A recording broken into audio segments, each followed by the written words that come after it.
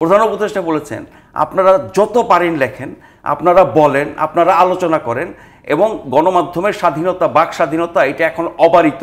আমরা আবার যাতে এর অপব্যবহার না করি, কারণ আমি এখন বাক স্বাধীনতা, গণমাধ্যমের স্বাধীনতা, মত প্রকাশের স্বাধীনতা পেয়ে আমি যা বলছি আমার মতটা আপনার পছন্দ নাও হতে পারে। জাতীয় পার্টি যেমন বলছে যতদিন সময় লাগুক তারা সময় দিতে রাজি আছে, জামাতে ইসলামী বলেছে নতুন নিবন্ধন পেয়েছে দুটি রাজনৈতিক দল যেগুলো নির্বাচনের আগে নিবন্ধন পায়নি আমরা জানি। তো সেই ক্ষেত্রে বিএনপি আসলে 2007-এর যে তিক্ত অভিজ্ঞতা আছে, বিএনপি কি সেই ভয়ে আছে নাকি?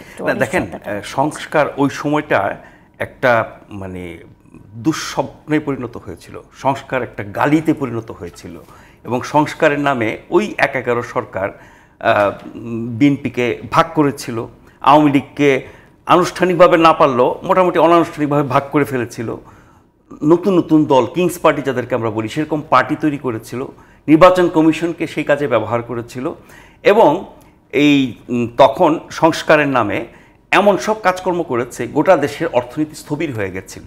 এবং শুরুর দিকে সবাই বাহবা জানিয়েছে, কারণ তার আগে রাজনৈতিক হানাহানি ছিল, সেই অবস্থা থেকে তারা এনে একটা স্বস্তি দেওয়ার চেষ্টা করেছে। কোনো একটা সময় দেখা গেছে কি যে ওই ১/১১ সরকার এবং তাদের পেছনের যে শক্তি ছিল, আমরা বলতাম সেনা সমর্থিত সরকার, তারা সবাই মিলে অনেক রকমের অন্যায় করা শুরু করলো, যেগুলো রাজনৈতিক দলের বিরুদ্ধে এতদিন তারা বলে এসেছে।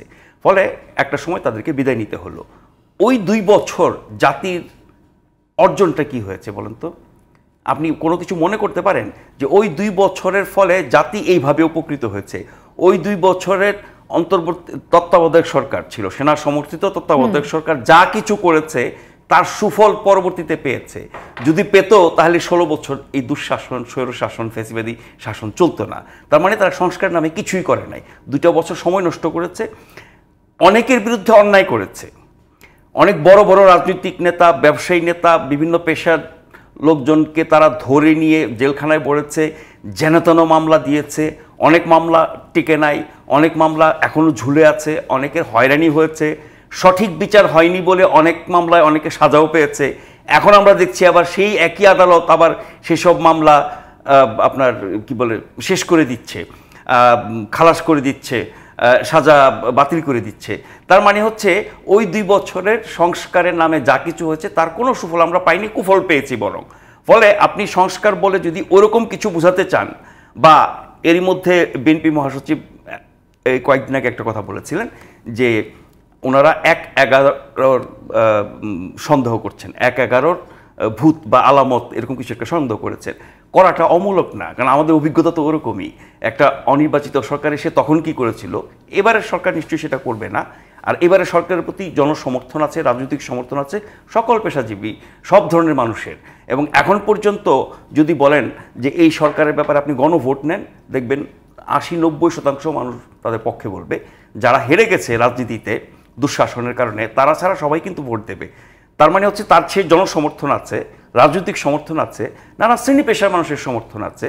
ফলে এই সরকারের কিন্তু অনেক শক্তিশালী, এবং তারা কিন্তু সদিচ্ছাটা এখন পর্যন্ত দেখাচ্ছে, এবং তারা বলছে সবার মতামত চাইছে, এবং তাদের কথাবার্তা কাজকর্মের মধ্যে এখন পর্যন্ত তাদের প্রতি সন্দেহ পোষণ করা, হতাশ হওয়ার আমি কিছু দেখি না। হতাশার জায়গা একটাই, যেটা আমিও বলেছি, কিছুটা রবিউল ভাই বলেছেন, যে ওনারা যদি নিজেরা একটা রূপরেখা তৈরি করেন যে আমরা এই বিষয়ে এই সংস্কার করতে চাই, অথবা সবার সাথে যে আলোচনা চলছে সবার মতামতের ভিত্তিতে ওনারা একটা কাঠামো দাঁড় করালেন যে আমরা রাষ্ট্রের এই বিষয়ে এই ধরনের সংস্কার করতে চাই, তার ব্যাপারে যদি সবার ঐক্যমত হয় সেই কাজগুলো আস্তে আস্তে বাস্তবায়ন শুরু করা।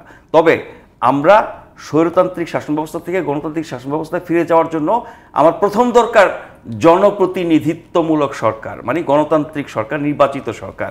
সেই সরকার নির্বাচনের জন্য, ভালো নির্বাচনের জন্য কি ব্যবস্থা করা দরকার এটা আপনি করবেন। তার চেয়ে বেশি গুরুত্বপূর্ণ আমরা যে জুলাই হত্যাকাণ্ড, যার স্মৃতি আমাদের কাছে দগদগে, কষ্টের অনুভূতি আমাদের মধ্যে সারা জীবন থাকবে, হয়তো পরের প্রজন্ম এসব খবর দেখে, ভিডিও দেখে, তথ্য জেনে তাদের মধ্যেও সেই কষ্টটা থাকবে। ফলে জুলাই হত্যাকাণ্ডের বিচার, এই যে বিচারের নামে উল্টাপাল্টা মামলা, যার তার বিরুদ্ধে মামলা, যে কোনো মামলার ক্ষেত্রে যাকে নাম ঢুকে দেওয়া হচ্ছে। আজকে 2টা খবর দেখলাম যে গাজীপুর আর জয়পুরহাট, মানে বাদী যাদেরকে অভিযুক্ত করে মামলা করেছেন পুলিশকে, মূলত পুলিশই তো আসলে হত্যাকাণ্ডগুলো ঘটিয়েছে মূলত, সেই পুলিশের নাম বাদ দিয়ে সেখানে স্থানীয় সাংবাদিকের নাম ঢুকিয়ে দেওয়া হয়েছে এবং বাদী জানে না বলে আমরা তাকে অ্যাকিউজ করি নাই। ফলে আপনার সাথে আমার শত্রুতা আছে, কোনো একটা মামলা আপনার নাম ঢুকিয়ে দিলাম বা কোনো মানে কারো কাজ করে আপনাকে আমি ফাঁসিয়ে দিলাম, এই ধরনের চর্চা চলছে। সেটার ব্যাপারে কিন্তু এই অন্তর্বর্তী সরকার সতর্ক থাকার কথা বলছেন। আজকে সম্পাদকের সাথে যে বৈঠক সেখানকার শেষ করি, সবচেয়ে গুরুত্বপূর্ণ যেটি বিষয়, প্রধান উপদেষ্টা বলেছেন আপনারা যত পারেন লেখেন, আপনারা বলেন, আপনারা আলোচনা করেন এবং গণমাধ্যমের স্বাধীনতা, বাক স্বাধীনতা এটা এখন অবারিত, আমরা আবার যাতে এর অপব্যবহার না করি। কারণ আমি এখন বাক স্বাধীনতা, গণমাধ্যমের স্বাধীনতা, মত প্রকাশের স্বাধীনতা পেয়ে আমি যা বলছি, আমার মতটা আপনার পছন্দ নাও হতে পারে, কিন্তু আমি আমার মত প্রকাশ করছি, সেই স্বাধীনতা আমার আছে, সেই সুযোগটা এখন এসেছে। কিন্তু আমার মতটা আপনার পছন্দ নয় বলে আপনি আমাকে এমন একটা অপবাদ দিলেন, এমন একটা ট্যাগ লাগিয়ে দিলেন যে আমি যেন একেবারে যাচ্ছেতে হয়ে গেলাম। এই অসহিষ্ণুতাও কিন্তু আছে। গণতন্ত্রের মূল কথা কি? গণতন্ত্রের মূল কথা হচ্ছে কিন্তু পরমত সহিষ্ণুতা। সেই সহিষ্ণুতাটা আমাদের মধ্যে নাই। সেটাই নিশ্চিত করা হচ্ছে কিনা আমি একটু যুক্ত করি। সেটা হলো যে এই যে বৈঠকটি ছিল সেখানে সংবিধান সংশোধন, সংবিধান পুনর্লিখন, আইন কমিশন, সংবিধান commission, media commission, police commission গঠনের কথাও এসেছে। মানে অনেকগুলো কমিশন গঠন করে দেওয়ার কথা বলা হয়েছে।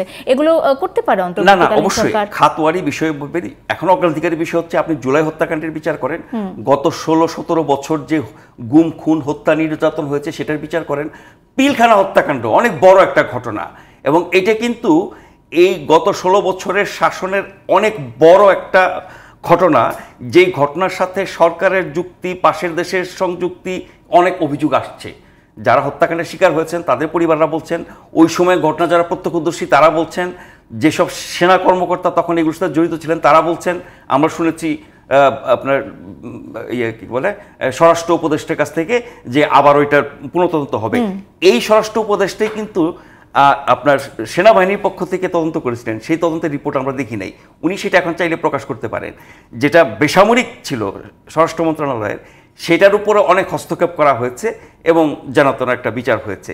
সেই ঘটনার যদি আপনি গভীরে যান, এই সরকার এবং এই সরকারের টিকে থাকা এবং এইসব অপকর্ম করার পেছনে মূল শক্তি যে ভারত, সেটা কিন্তু অনেকখানি বেরিয়ে আসবে পিলখানা হত্যাকাণ্ডে যদি সুষ্ঠু তদন্ত এবং বিচার হয়। ঠিক একইভাবে আপনি ধাপে ধাপে গুরুত্ব অনুযায়ী কাজগুলো করতে পারেন। আপনি বিচার আচারগুলো আগে নিশ্চিত করেন যেগুলোর কারণে মানুষ কষ্টে আছে, তারপরে আপনি যান নির্বাচনী ব্যবস্থায়, তারপরে যান প্রশাসনিক ব্যবস্থায়, তারপরে আরো অনেক এরিয়া আছে সেগুলো নিয়ে আপনি কাজ করতে পারেন।